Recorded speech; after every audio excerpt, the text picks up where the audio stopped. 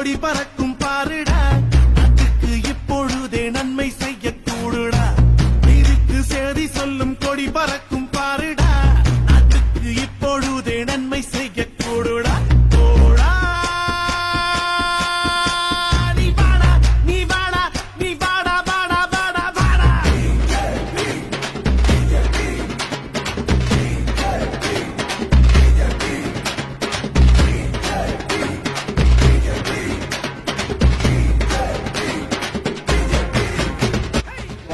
கட்சியில் இருக்க மகளிர் ஒவ்வொருவரும் ஒவ்வொரு வேலு நாச்சியாருக்கும் ஒவ்வொரு குயிலிக்கும் சமமானவர்கள் அப்படின்ற கோலத்துல இன்னைக்கு பாரத பிரதமர் வாங்கி தொழில் நினைச்சிட்டு இருக்காங்க.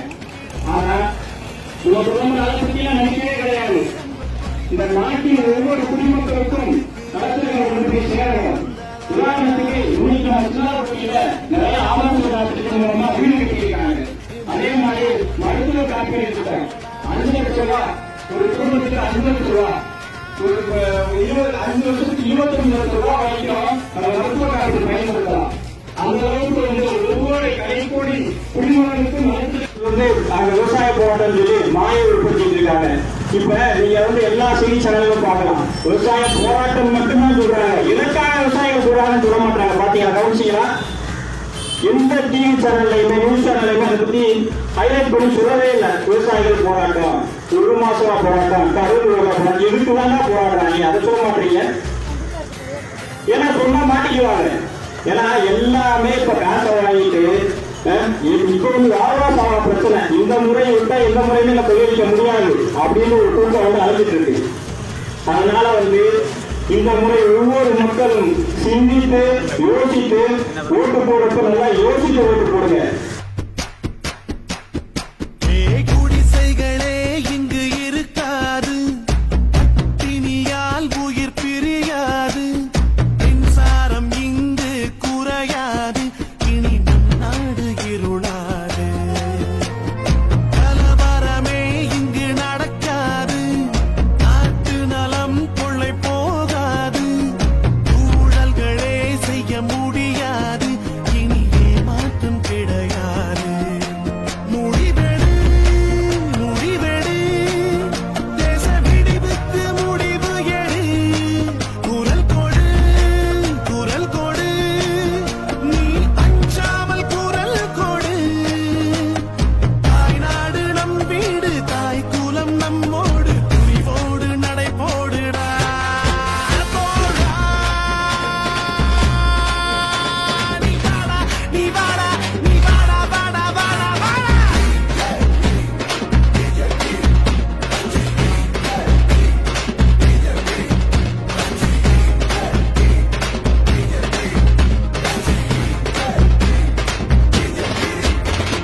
தாமரை பூத்திட பாரி, இங்கு தர்மங்கள் செழித்திட பாரே.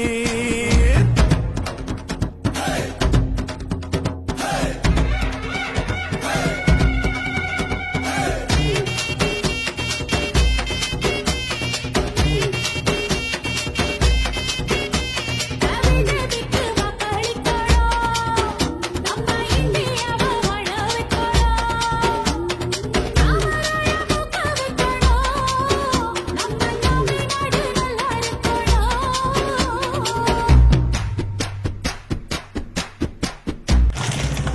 இப்ப சில கட்சியை பீதியில இருக்காங்க. அதனால எவ்வளவு காசு வேணாலும் கொடுத்து வேலை வாங்க ரெடியா இருக்காங்க. ஆனா பாரதிய ஜனதா கட்சி ஒரு கட்சி மட்டும்தான் தனது உடல் உழைப்பையும் செலவு பண்ணி காசையும் செலவு பண்ணி தேசத்திற்காக பாடுபடக்கூடிய ஒரே கட்சி நம்ம பாரதிய ஜனதா கட்சி.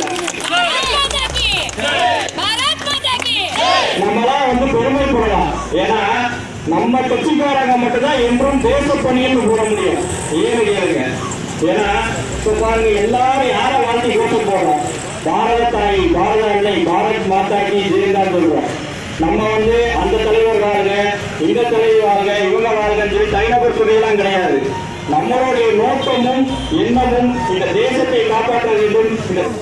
இதனுடைய ஒரே நோக்கம் இந்த பாரத தேசத்தை இந்த உலகின் குருவாக மாற்றவே அந்த ஒரே நோக்கம் உலகத்தில் செயல்பட்டுக் கொண்டிருக்கிறார்.